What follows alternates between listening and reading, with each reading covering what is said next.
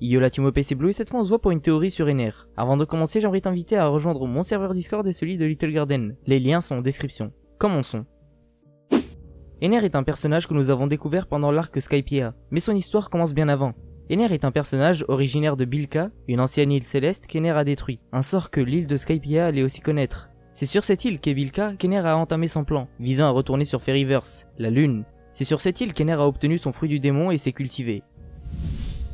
Ener a une très grande connaissance du monde qui l'entoure, de la technologie, mais pas que. Il a beaucoup de connaissances au niveau de la mécanique et des bateaux, ce qui n'est pas commun pour un habitant des îles célestes. C'est lui qui avait fait les plans de l'arche Maxime, et son arche ressemblait à un navire de la mer Bleue. Il y avait des rames.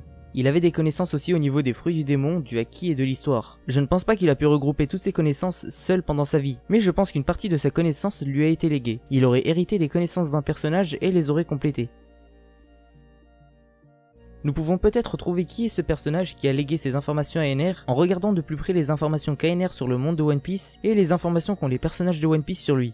On sait que son fruit du démon, le Goro Goro no Mi, est un fruit du démon considéré comme l'un des plus destructeurs du monde de One Piece. La personne qui nous apprend ça est Nico Robin dans le tome 29. Or, Nico Robin n'est jamais allé sur les îles célestes, et Ener n'est jamais descendu sur la mer Bleue. Donc comment Nico Robin aurait-elle connu ce fruit, et aurait su que c'était l'un des fruits les plus destructeurs?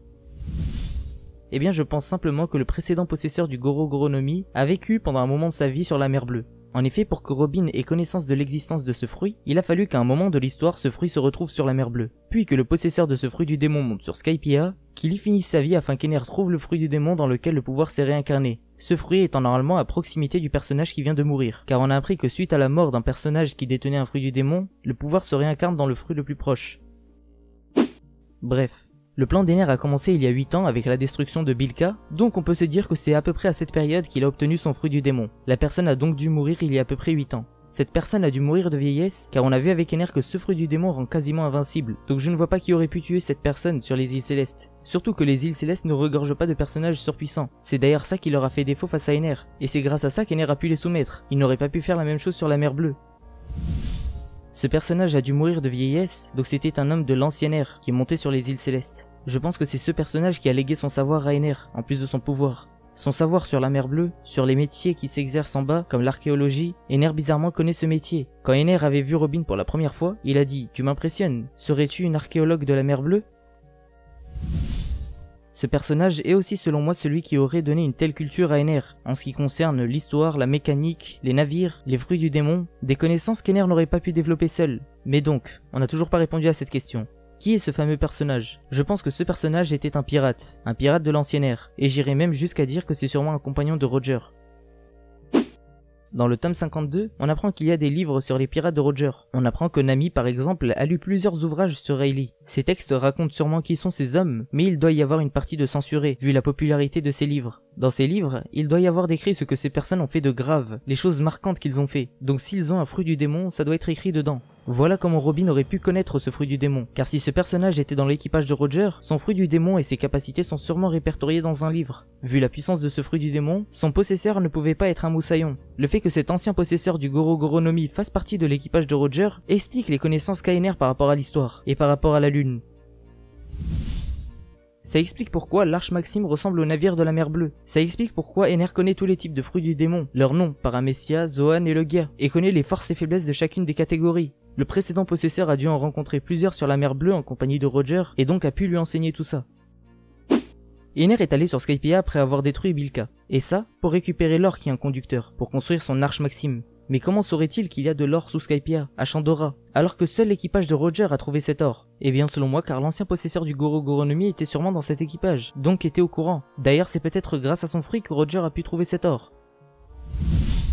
Je pense que ce personnage qui était le mentor d'Ener s'appelait Maxime. Le nom qu'il a donné à son arche, en plus de tout ce à quoi il renvoie, pourrait être un hommage à son mentor. Et je ne pense pas que ce mentor était un inconnu pour Ener. Je pense que cet homme, qui selon moi s'appelle Maxime, était le père d'Ener. Et que suite au dernier ordre de Roger, qui était la dissolution de son équipage, cet homme est retourné sur son île, Bilka, là où son fils vivait. On a déjà vu plusieurs fois ce genre de relation de One Piece. Yasopp a quitté son île en laissant derrière lui Usopp.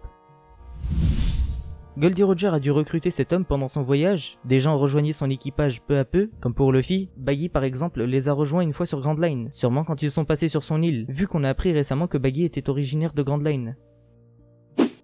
Bref, cet homme a dû confier une mission à Ener, celle d'aller sur la lune, car c'est une mission sûrement en lien avec la découverte de Raftel. Dans le chapitre 281, dans la trad officielle, Ener dit que son arche a pour but de sauver le monde. Il dit « J'ai appelé cette fonction d'espia, un nom qui signifie désespoir, car c'est grâce à elle que je vais sauver le monde. » Et dans la traduction anglaise, ils disent « In the midst of hopelessness, it is the savior of the world. My English is very... » Le but de l'arche d'Ener est de sauver le monde, et ça, c'est sûrement en lien avec ce que son père a découvert avec Roger, ce qu'il a découvert sur Raftel, au sujet du siècle oublié.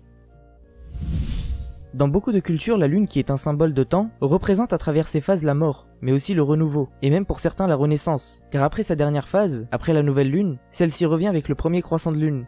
Oda pourrait à travers cette symbolique nous faire comprendre que la mission d'Ener, qui est de sauver le monde, passera par une renaissance, et Ener provoquerait cette renaissance depuis la lune. On a vu dans le manga que les références bibliques sont nombreuses, la pomme que mangeait Ener en était une. Dans certains courants de pensée chrétiens, la lune est un symbole de résurrection. Oda pourrait donc pousser la référence jusqu'à là, en faisant en sorte qu'Ener cause cette renaissance, en faisant renaître des armes antiques depuis la lune par exemple, ou le peuple dédié à travers les Akuma no Mi, ou alors Oda pourrait faire en sorte que ce soit une renaissance dans la symbolique, une renaissance de l'histoire perdue, ou le renouveau d'un cycle, avec un nouvel affrontement. Voilà, cette vidéo est terminée, j'espère qu'elle t'aura plu. Oublie pas de rejoindre mon serveur Discord et celui de Little Garden, les liens sont en description. Oublie pas de liker si la vidéo t'a plu et t'abonner. N'hésite pas à me dire en commentaire ce que tu as pensé de cette théorie. Je vais mettre sur mon serveur Discord les pages des chapitres dont j'ai parlé, que ce soit en français ou en anglais. Rejoins-moi sur mes réseaux sociaux. Ciao la team. Et oubliez pas, le One Piece existe!